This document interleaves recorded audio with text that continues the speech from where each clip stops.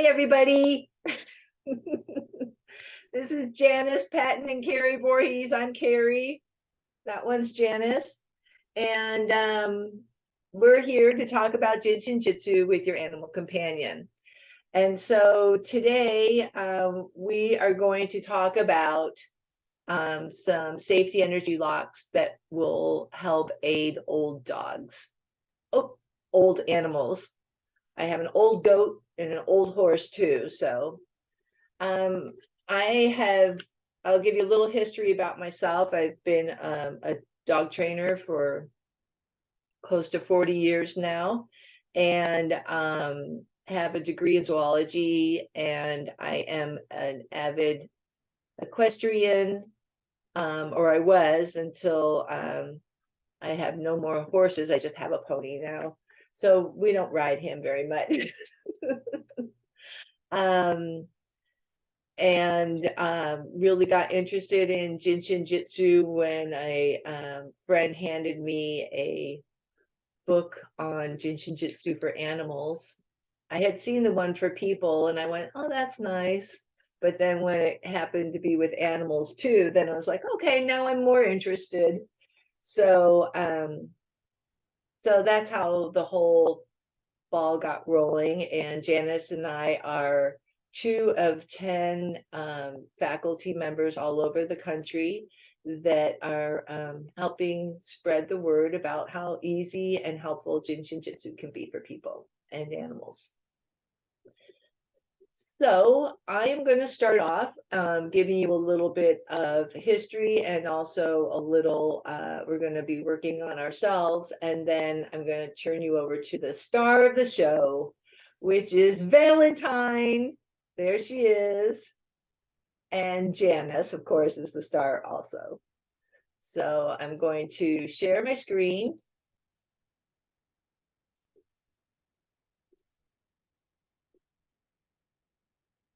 And okay, can I get a thumbs up, Janice? Okay, great. All right.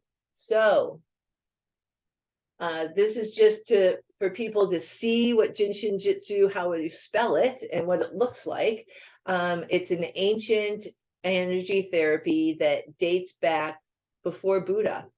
The closest way I can describe it is acupuncture without needles. So there's not pressure, but it's just a very soft touch. Oh, let me see.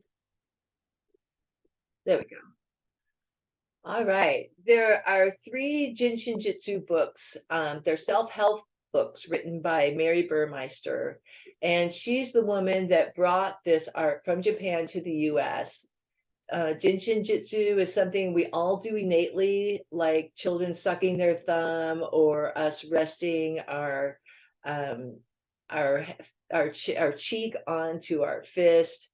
All of these, both of these actions are ways of helping aid digestion, and Jin Shin Jyutsu helps awaken that innate knowledge, and you can be able to help yourselves and others better that way.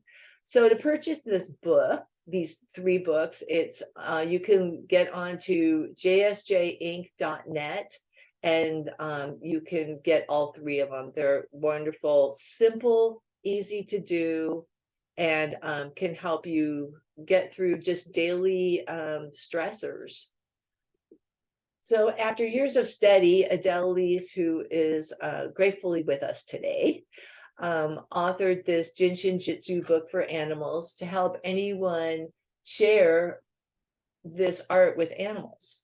She travels around the world teaching people Jin Shin Jyutsu for all animals, wild and domestic. And Adele stumbled on this when she had a dog that was quite ill, and was able to practice this on her dog as well. So there are 26 energy locations on the right and the left side of the body. they act as a breaker switch for the body. They protect you from completely like blowing up. Basically, it's like your house, the breaker switch is on your house, right? It's a safety feature to be able to stop the rest of your house from having any kind of electrical problems. And so it's the same thing for us, but it's for your circulation patterns. Any kind of stress in your life can be considered physical, emotional, or spiritual. They can actually cause some of those locations to slow down the flow of energy and create stagnation. By gently placing two hands or palms or fingers or thumbs on two of the locations, it acts as a jumper cable to open up that energy circulation to flow again. In Jin Shin Jyutsu, these locations are called safety energy locks, and each safety energy lock is a sphere shape that is as large as the palm of your hand or the size of the paws of animals or the hooves of animals. Whatever animal you're working with will determine how large that safety energy lock is. There are no points, just a gentle placement of the hand will reach that area. So this is a view of some charts that are in Adele's book of the safety energy locks on dogs, cats, and horses. And if you look on the arrows on the horse side, I put two arrows of the safety energy locks that we'll be focusing on today, and that's safety energy lock 23 and safety energy lock 25. 23 is along the side of the spine, just at the end of the rib cage. And safety energy lock 25, the one we're going to be using today on animals, is just at the tailbone, at the end of the spine. And this combination helps open up hip movement on achy arthritic animals. It helps with physical agility and any blood chemistry imbalances. And it often feels hot on an animal, which can be a sign of congestion. So safety energy locks, these safety energy locks helps with blood. The safety energy lock 23, I'm sorry, is the named as proper circulation maintenance. And it helps with blood chemistry, circulation of any of the body fluids, and it also helps with eating disorders. It helps with frustrations, adrenal functions, and clear thinking. There are alternative ways to hold places on your body so as to be comfortable to access the safety energy lock 23. So in the back, if you're sitting in a chair and you end up holding that back here, it might not be so comfortable. So the alternatives are either holding your baby finger, or you're going to hold your opposite shoulder with your left hand would hold your right shoulder, and then putting your right hand on the groin area. And so I call this the front pocket. So it's almost like you just slide your hand into your front pants pocket and you've hit the right spot for that safety energy lock 15. Next is safety energy lock 25. Safety energy lock 25 is just on the sit bone. So you can do it standing up and just putting your hand in your back pocket. So it's the front pocket, back pocket trick. This is regenerate and rejuvenate. It takes fatigue out of the body, and it helps with keeping your muscles toned, and takes the lactic acid out of the muscles and it also develops alertness. So if you're tired, if you just sit on your hands for a little while, it helps circulate that energy to decrease fatigue. So with this, you will be holding the middle finger for safety energy lock 25 if you don't want to sit on your hands. And then the same thing, the opposite hand. So my left hand is on my right shoulder, and my right hand would be on my right buttocks. And so there's a balance in your relationship with your pets. It's not just one way. And so if you know how, if like you're in a mood, your pets may stay away from you or come in closer because they feel that energy. And this is why it's important for you to ground yourself before working with animals. By approaching an animal with the mindset of, I want to fix you, or I want you to get better, the animal will often look at you like you're crazy and kind of walk away. But by grounding yourself first, you are sharing an intention that opens the door for the animal to receive. And even though you're not touching your pet, you are still sharing that energy with them. So I am going to now get out of my screen share.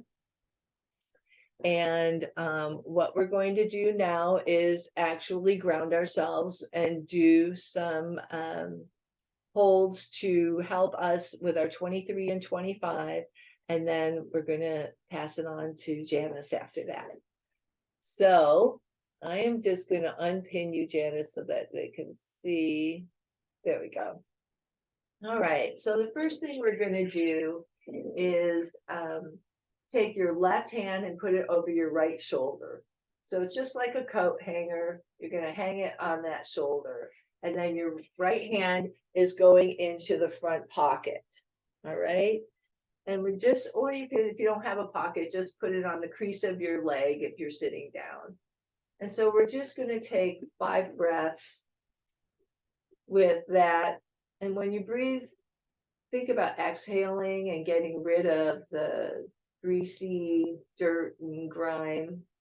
And then once you're down to your toes with your breath, come back up over your head and exhale again. So you'll be receiving the breath of life and exhaling all the garbage that you don't need.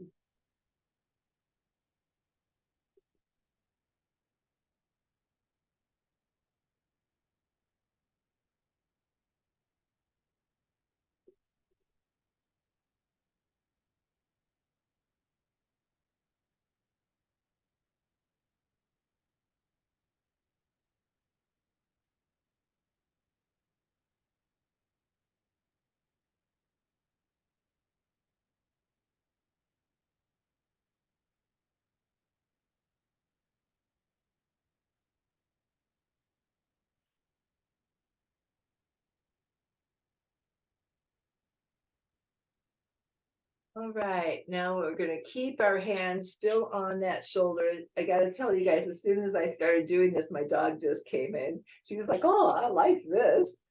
So then my right hand is going to go just on my cheekbone. I can put it in my back pocket, or I can just have it off to the side. You don't have to sit entirely on your hand because it kind of loses circulation a little bit, but you can just tuck your fingers into the side of your right buttocks, if you will.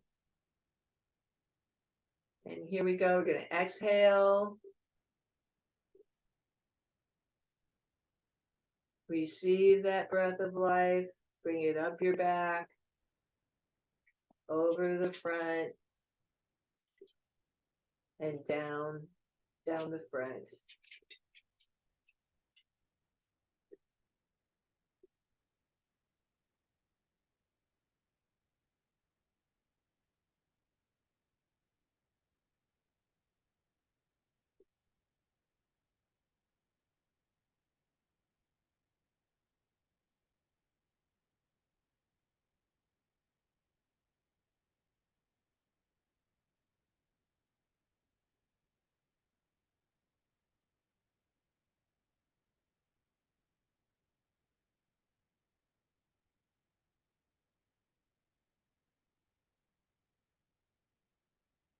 right, we're going to switch to our other side. So it's going to take your right hand and put it over your left shoulder. And then you're going to put your left hand in your front pocket or the crease of your leg. And we're going to exhale for the count of, I honestly can't remember if I had said 4 or 5, but we'll do it for 4.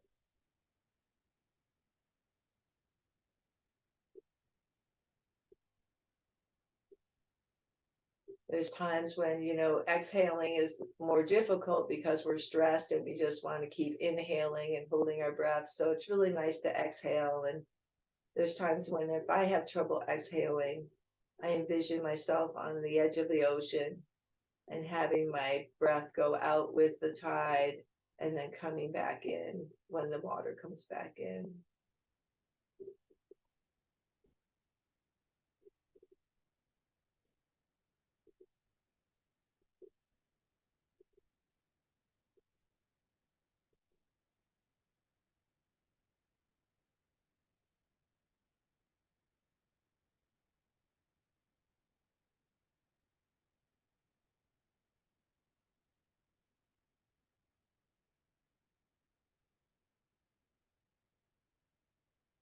Right, then we go into our back pocket, tucking your hand in the side of your cheekbone if you want, instead of the pocket.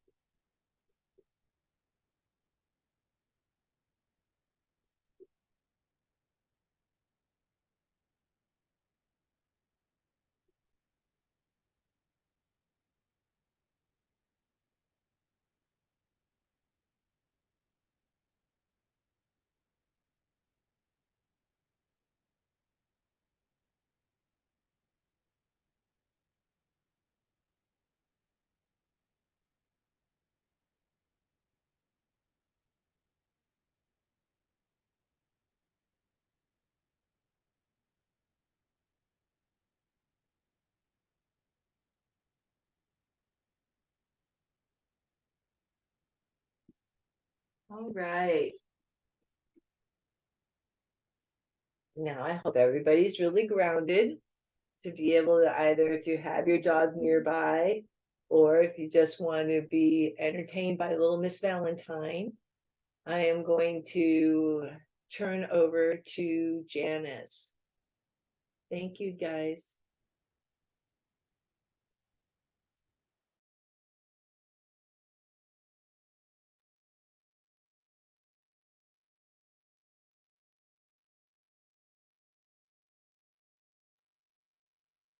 Are you there, Janice? Hey. There you go. All right. Hi, everyone. So I'm Janice, and this is Valentine. And Cary, thank you so much. When we were doing that just then, and I was moving my hands, she was on a pillow lying down right in front of me or on my lap. And so when I would move my hand to like the front pocket position on the right side, she would like scooch over to the right. And when I would move my hand to the front pocket position on the left side, she would like scooch over to the left. But before, when we were just talking about the safety energy locks, so we get both in there. When we were just talking about the safety energy locks, so on her, so we're looking at the 23, which we talked about first, which is right here. So even if you have a tiny dog, and this dog's really tiny, she's about 4.5 pounds.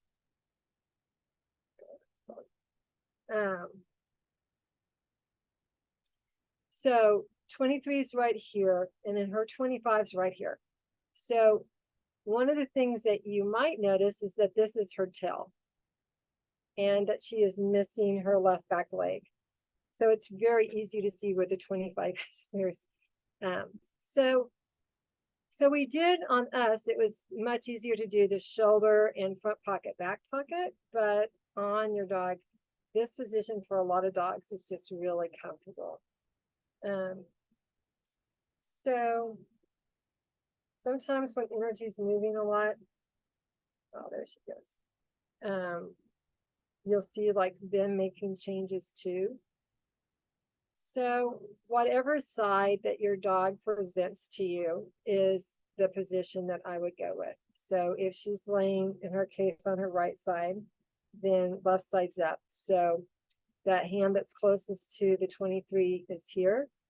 And then the hand that's closest to the 25 is there.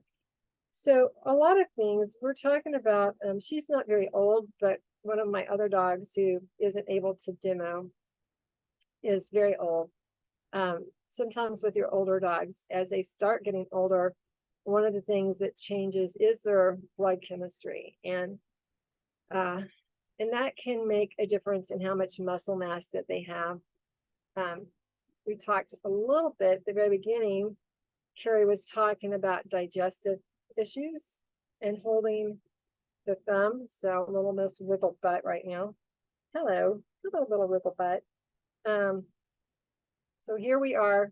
So my fingers are on the back side of her. So all I did is switch to the other 23, 25. Although a lot of times if a dog is, so this, where she is right now. So we're just going to switch. Most dogs aren't really thrilled with this position, but this is where her 21s are. And she is definitely saying like over and over, you know how to do this. My 21s are right here. So I'm just putting my hands really light right below her eye. She's got a little crusty right there.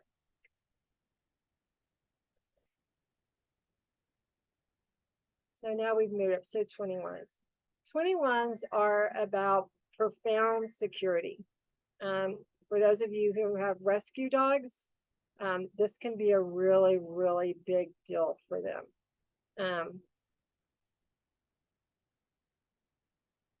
Got lots of wiggle going on. Look at that. Tongue flick, tongue flick, tongue flick, big yawn.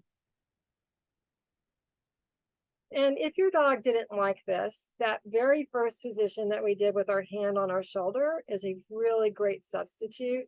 If your dog isn't going, oh, please put your fingers right by my eyes. So if I thought she was having an issue with that, although it's a little hard to see right here, there's my fingers right there behind her little fluffy ear on her shoulders. Kind of what we were doing with us. So now that she's in this position, we might see if she wanted to do, here is over the shoulder and front pocket is for the 23. And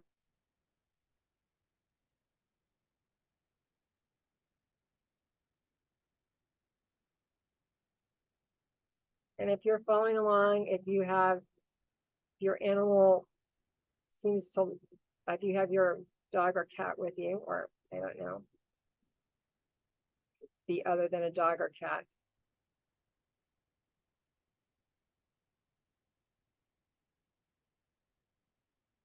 Her name is Valentine, but if I say it, she'll pop up. She's really good at asking for what she wants. And so you'll notice that even if you just try this with your dog or cat for a while, that they tend to get very clear about, let's do this, let's not do that.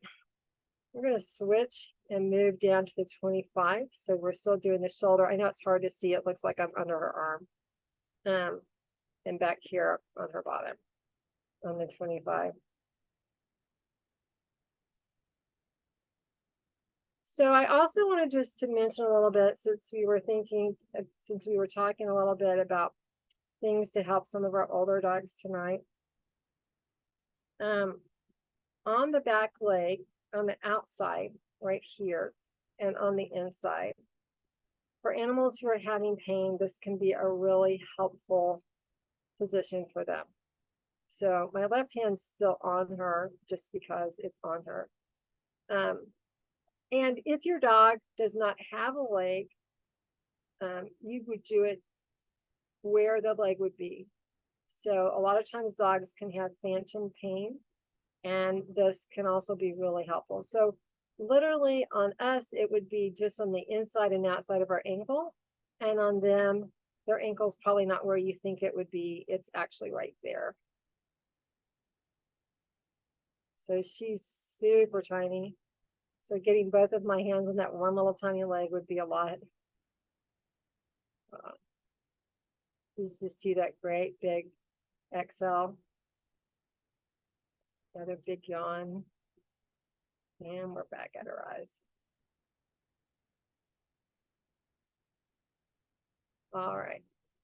A lot of times at the beginning and then again at the end, it's really nice to do a heart hug. So it's just one hand over the heart in front, one hand over the heart in the back.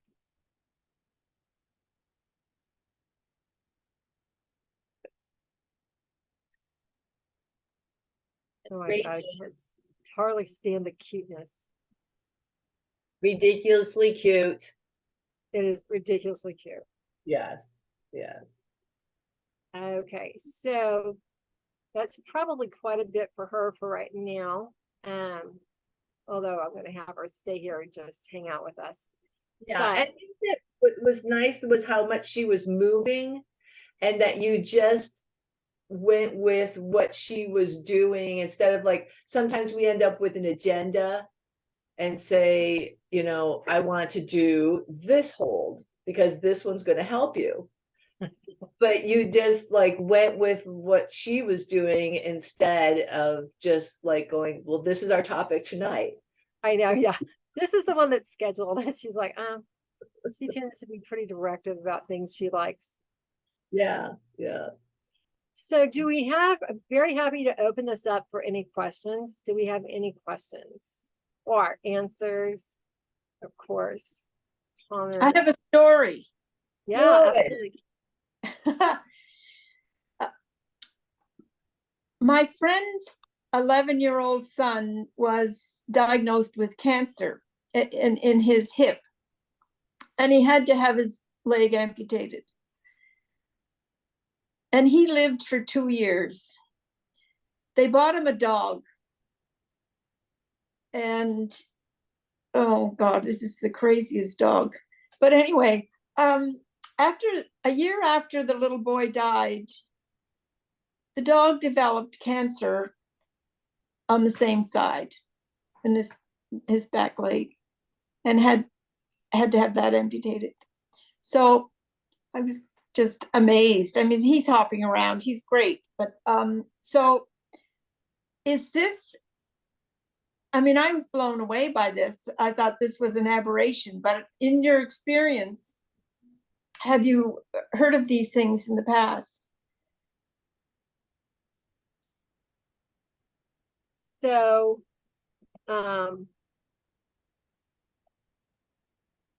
so I used to do some work with hospice, and one of my very first hospice clients had a very specific type of cancer, and his dog also developed a very similar cancer and died within 2 days of when his person died. So I, you know, for whatever reason, like it does seem like that sometimes animals will take on some of that. Yeah, that's my experience. How about you, Cary? Yeah, I don't have any personal experiences like that, but it makes me wonder about just our energy, right? Our energy is always interchanging with any being that's around us. And so the animals are definitely ones that would be doing that. I know golden retrievers are really known for taking on, they're like a sponge, right? For any kind of emotional things that are happening in the house. And I mean, they genetically have difficulty with their cancers and stuff, but I know that emotionally they're also huge sponges with that. So it makes sense to me. And I remember one time talking to a animal communicator who said that animals roll on their backs on the ground to get them grounded and to shake off like all the stuff that they've had that day, you know, kind of thing. And that it's interesting when you talk to some people whose animals don't roll, and how tense they are, and they're not shaking it off and going on with the day kind of thing. So I don't know. I also Go had ahead. this experience with my mother was very, very sick, and in her last months, and I was there every day, and her cat, and I brought my dog Henry with me every day too, and I took both Henry and my mother's cat Sweetie Pie to the vet for their wellness appointment. They both had heart murmurs, and they had never ever had anything wrong with their hearts before. And then the next time they went, months later, it was gone, and my mother had passed. So they were just taking on like so much of our heartbreak and grief. Thank you for sharing that. That's just amazing. Mm-hmm. It's so mysterious, all the things that happen that we don't know, and it's such a gift when we discover little pieces like that. Adele, you have something to share? Yeah, I was just going to say, well, he doesn't show up well, but there's a old black lab over there on the bed. And in March, I went through a big medical hoo-ha and surgery, and but kind of a big surprise. And my family has very odd reactions to anesthesia, so there was some fear around it, and I went to check in, and we had my partner with me, and another friend was at home, and then this little fellow,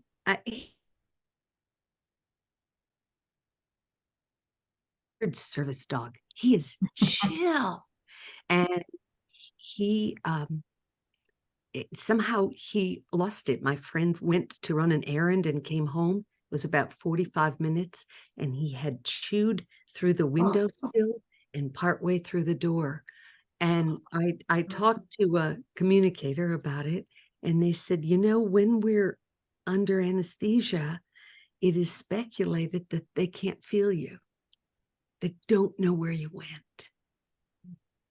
And so a mere $650 later, I have windowsills and a door again. But he was trying to get to me. I can't be mad about that. He's doing his best. Yeah. Sweet.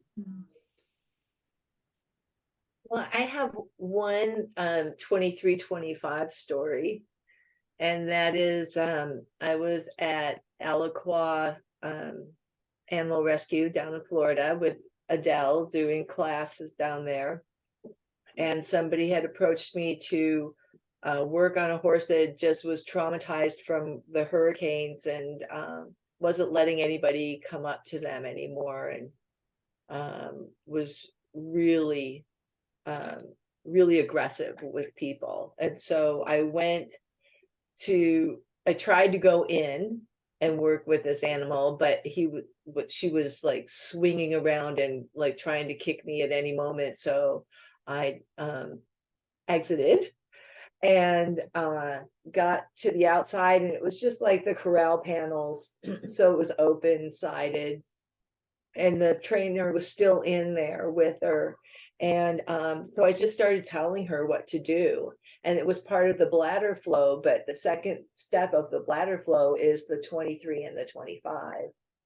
And so I'm like got my book, and I'm telling the woman what to do and everything. And then finally I just like threw the book off to the side and just said, okay, I'm doing this on this horse, whether I'm touching it or not, And so I was just doing it in the air, and my arms were getting kind of tired. So I went up to the panels and just stuck up my hands through the panels and was doing this with my eyes shut.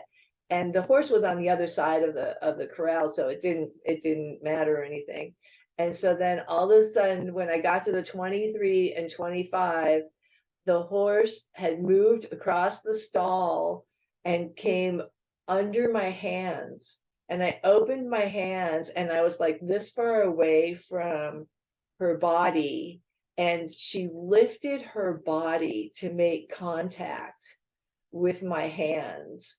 And I'm telling you, ooh, I get the chills right now just even thinking about it.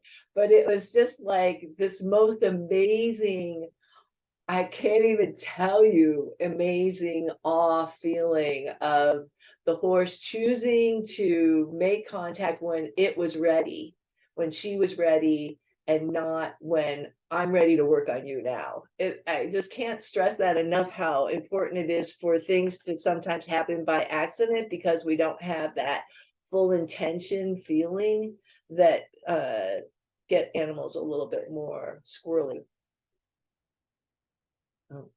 That's my story. Cary, do you remember the name of who that was? I wrote it down, but I don't remember it offhand. It No was a worries. hard I was name. just wondering. Yeah, I would just wondered if I could look them up for you. But Oh, if that's you come great. across it, let me know. Okay, thanks.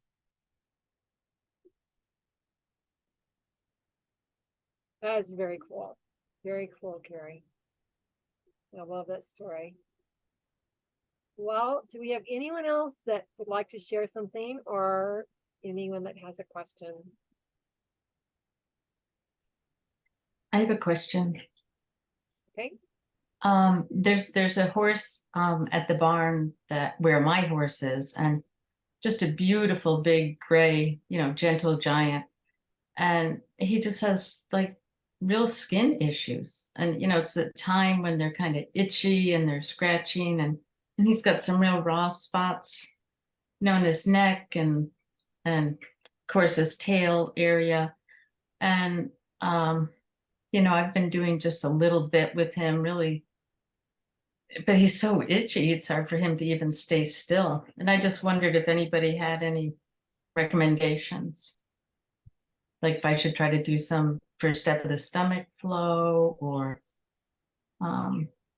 just the 10-13, or When you said that, I was thinking that's why Valentine was asking for the 21s. the itchy. And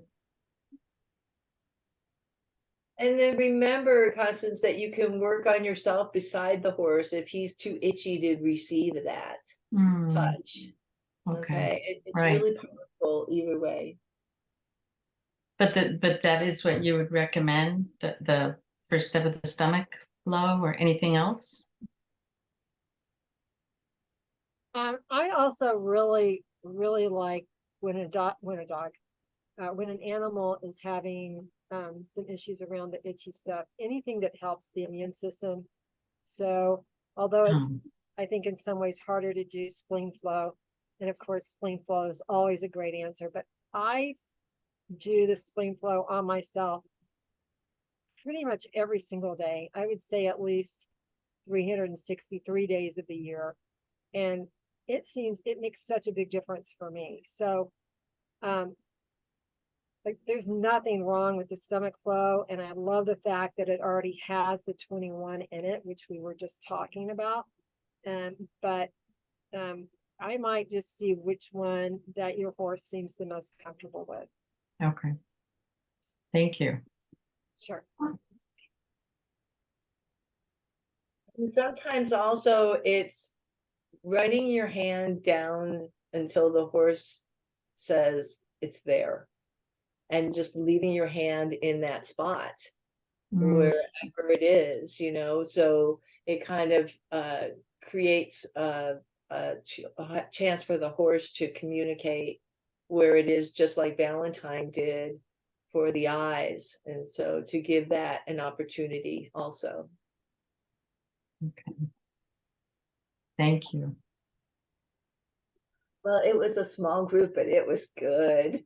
It was good. We had some Well, nice stories. Thank you everyone so much for coming. It was really great to have you here, and I hope you enjoyed our small group tonight. And we, as a group, will be back in 2 weeks. Thanks, Thank you. guys. Yes, thank Thank you. you very everybody. much. Thank you. Really beautiful. Mhm. Thank you. Bye-bye. Bye. Bye.